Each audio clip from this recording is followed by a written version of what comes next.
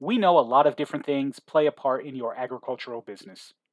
You have your livestock, crops, and the people who help you grow and raise them, but you likely also have tools, vehicles, and many different inputs that go into your day to day farm activities. And of course, places to store all of those things as well. Keeping track of what you have, how much you have of it, and where it's located is critical to efficient business management. And FarmBright helps you organize all of that within the resources section of the software. Let's take a tour. I'll show you how. You'll see the resources section on the left. When we click it, it expands with three separate subsections: equipment, warehouses, and inventory. You can think of equipment as your vehicles and tools, things that you need to keep service records for that might have a make, model, and other identifying characteristics. Warehouses are the various locations that you might store things around your farm: a barn, a silo, a storage shed.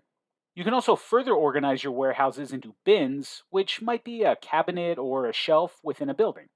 Inventory is where you can keep track of quantities of individual items you have. This is connected to the warehouses, as you'll store the items in the warehouse locations that you set up.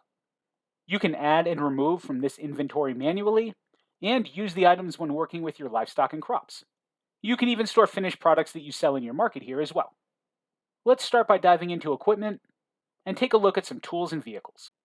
You can see that we are tracking all different types of things here: an air compressor, tiller, tractor, indoor grow lights for our greenhouse, farmers market supplies that we take with us to those events, a snow plow, a snow blower, an old Jeep, a new side-by-side UTV, and a pickup truck. You can easily add new equipment here and search through or filter existing equipment. And if you have a lot to add, you can also import your records. Let's take a look at our tractor as an example to see what else you can do. See that we can track all different types of information about it: its name, type, brand, model year, and identifying numbers. There's engine and transmission information, a link to a service manual for easy access, and additional data about its purchase. And if you don't see the field that's important for you, you can always create custom fields for your equipment to track additional information. On the left, you'll see other selections to work with the tractor. We can create scheduled events for it. Perhaps we have a mechanic coming by to perform some maintenance and need to remember when that's happening. Or maybe we do the maintenance ourselves and we need to create a task for the equipment and assign it to one of our farmhands. We might take some notes about it and record a service record once that maintenance is completed. This helps us track what we did. In this example, let's say we changed the air filter, and when we did it. You can track who serviced the equipment, and as a bit of a sneak peek into the inventory section, see that you can subtract from your inventory and use your inventory items when you perform equipment maintenance. We used one air filter, and can add a quick description if we needed.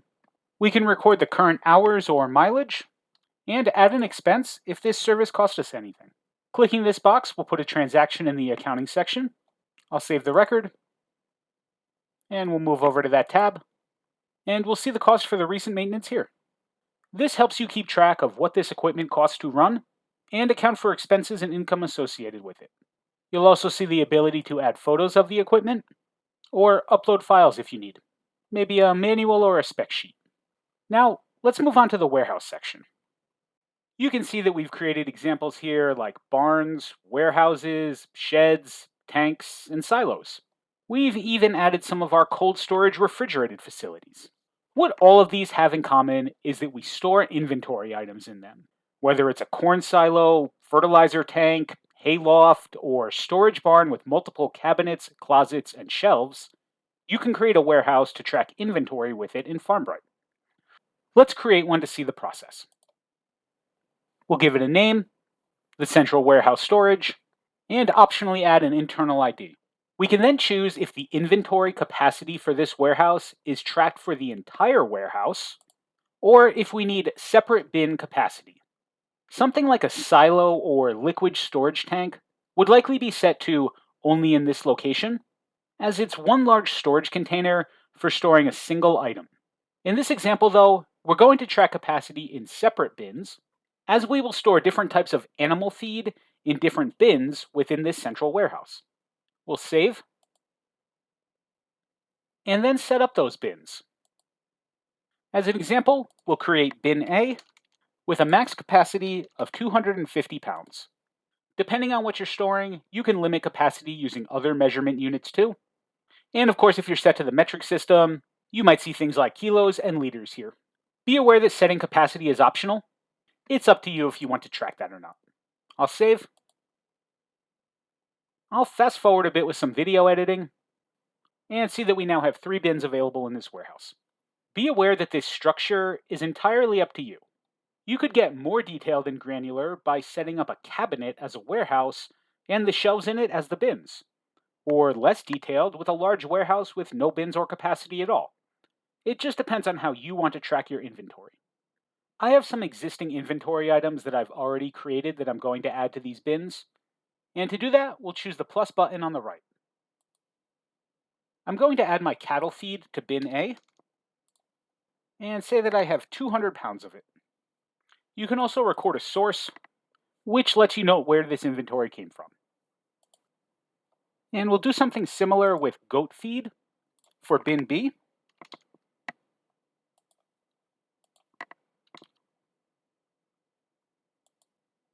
And now I want to account for chicken feed in bin C. I don't have that set up as an inventory item yet, so to create a new one, I'll navigate to inventory and see a list of all the things that I'm already tracking. As a few examples of what you might store here, see the tomatoes that I've harvested from my crops, my plant fertilizer, motor oil for my equipment, milk from my cows, some finished products that I've made from my pepper harvest, and things like vaccines, gloves, and other livestock medications. We can see how much we have in stock and its estimated value. You can also easily search your inventory to find just what you're looking for. Now, let's add a new inventory item type to track that chicken feed that we just discussed.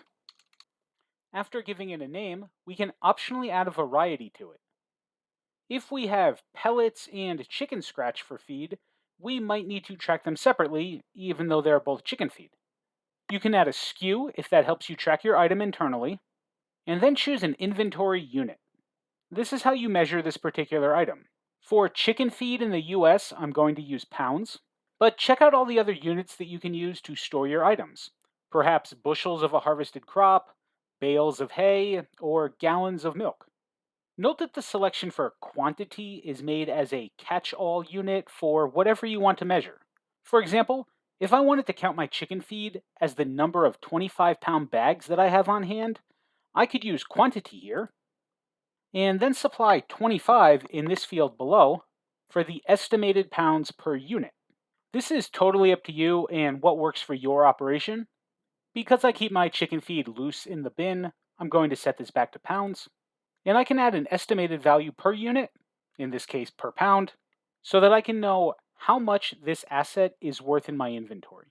If this item was something that we produced and sold, it could optionally be linked to a product to sell in the market. We don't sell chicken feed, but the vegetables that we harvest, or sauces that we make from them, could be linked here if we needed. We can also choose to track the inventory in lots, which creates a separate group of items each time you add to the inventory. If the inventory expires after a given time, or if you need to make sure you're practicing first in, first out inventory, this could help you make sure you're using and selling the right items. Lastly, you can also get emailed notifications when your inventory is running low to help prevent you running out and make sure you reorder in advance. For our feed, we'll set it up with a 35-pound notification alert.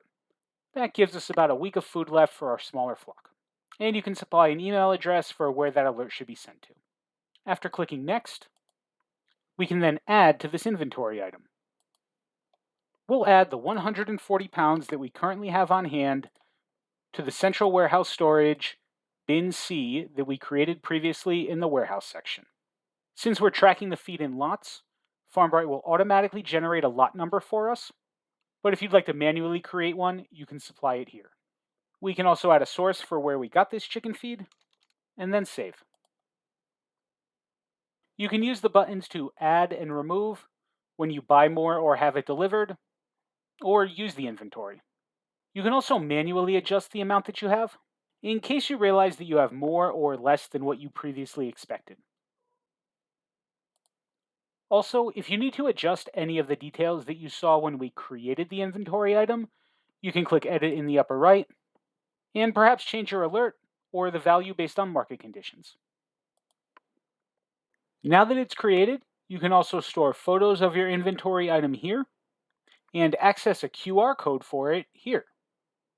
We might print and laminate this code and then stick it on the bin where we store our chicken feed. That way, the next time we get a delivery, we can easily scan the code in FarmBright's mobile app, add it to our inventory, and add a picture of the delivery as well. The QR code brings you directly to the details page when you scan it from the app. Now let's take a look at all the places that you can use this inventory. First, you have a selection to add and use inventory in the Quick Add menu in the upper right. This is an easy way to record the usage or an addition when you buy more. But just like the inventory add and remove buttons that we saw before, these are not associated with a particular animal, plant, or piece of equipment. They are really just adding and removing from your inventory. Of course, you can also use the inventory items directly from the animal, plant, and equipment records too. Let's navigate to livestock and take a look at our chicken flock and feed them using some of the feed that we just added. See that when we add the new feeding, we can subtract from our chicken feed inventory, where we also see that it's stored in the central warehouse in bin C. That will deduct these 5 pounds from the amount that we currently have on hand in our inventory. You can even schedule repeat feedings into the future. We'll feed our chickens through the end of the week. And the FarmBright inventory will distinguish between what you have on hand currently and what you have projected with future scheduled feedings. I can also use inventory when recording treatments. If we were distributing medications to these chickens that we have tracked in our inventory, we can select it from this menu and record the total amount used. You can also do this on the Input tab, which can be used to associate your inventory usage of any item that you have on hand with this particular animal. Perhaps something like bedding or enrichment items, or the fencing for the coop used in this example.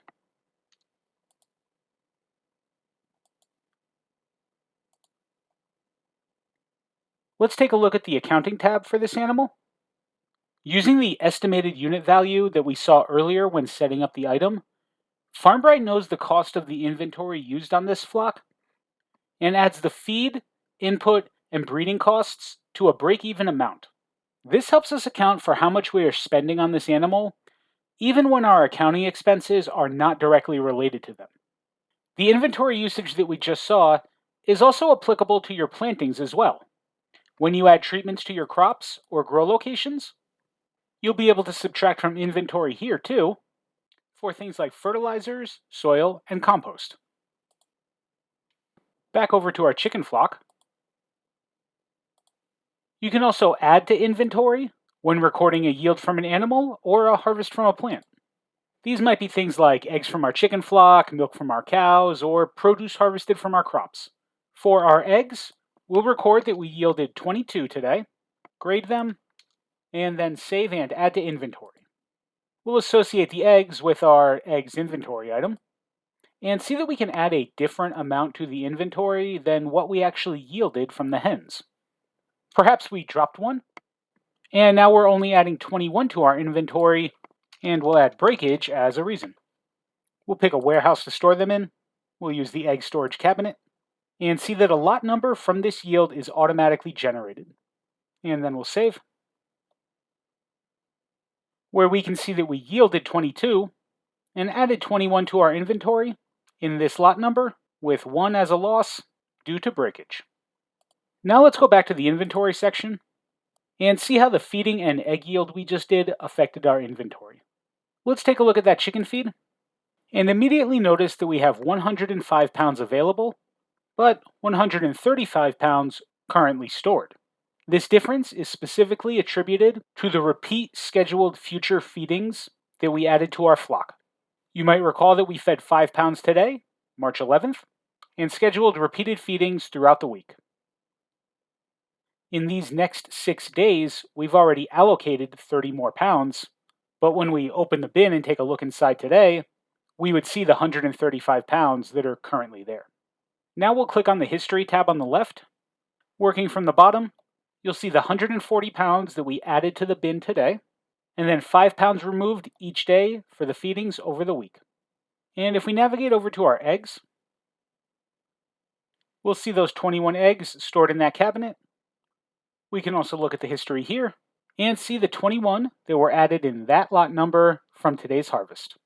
The last thing to take a look at in this video are your resource reports. You'll see them in this section of your standard reports. We'll see an equipment maintenance report to see what we've done to our trucks, tractors, and tools. Note this air filter change on our tractor that we did earlier in this video. There are also 3 inventory reports for us to use. The history report shows us the same in and out transactional ledger that we saw on the history tab of our chicken feed. What we had, what we used, and the total that we have available. The next 2 reports both show us our inventory summaries, but in different ways. The by location report is organized by warehouse and bin, showing you everything you have stored in those areas, regardless of the type of item that it is. We can easily see all the items that we keep in this barn with their quantities and value. But if you were looking for a specific item, we could run the inventory summary by type and see a specific item and all the different places that it's stored, along with what we have available there. We have cattle medications stored in 2 different places across our farm for easy access, so we know there's some in the Aurora barn, and also more in the West Side storage if we need it. And if these reports aren't exactly what you're looking for, you can always create a custom report for your equipment, equipment maintenance, inventory, or inventory logs. These let you design unique reports for your needs with any of the available fields on those record types. All right, you should have a good foundational understanding of how you can track your equipment, set up your storage locations, and track your inventory. If you need help with any of these features, please feel free to reach out to us. We're always glad to help.